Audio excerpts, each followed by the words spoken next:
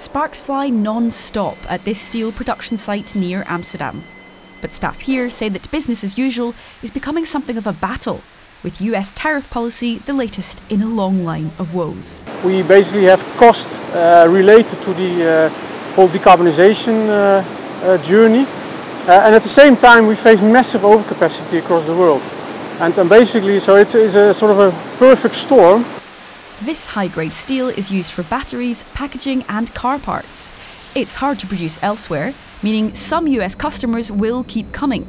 But the bigger fear is that more subsidised Asian metals end up in the European Union, as China looks for alternative markets amid flaring tensions with the US.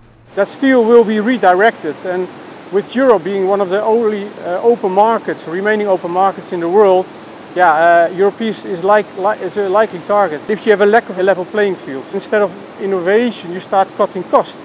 You start basically, get into survival mode. Energy prices in Europe also run much hotter than elsewhere. This Dutch plant says it's still optimistic. But in recent years, steel factory closures and job cuts have been announced across the EU. We've seen something like 30 million tonnes lost in terms of steel production in the last year or so. And when we turn 30 million tonnes into steel workers' jobs, we're talking about the loss of thousands of jobs across Europe. Brussels says it stands ready to back up this strategic sector.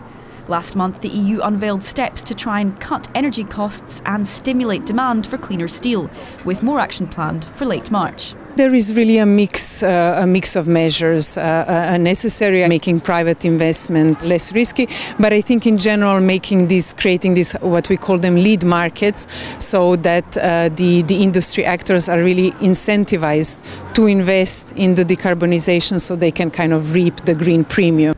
Though the EU insists this is in line with green promises, climate campaigners fear the bloc is backtracking on pledges to make polluters pay. The industry always says we're losing jobs because we can't compete with other countries with lower standards.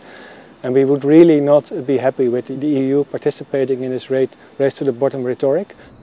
Back at the Dutch steel plant, efforts to decarbonise are underway. But staff here say future-proofing an industry facing crisis now is no mean feat.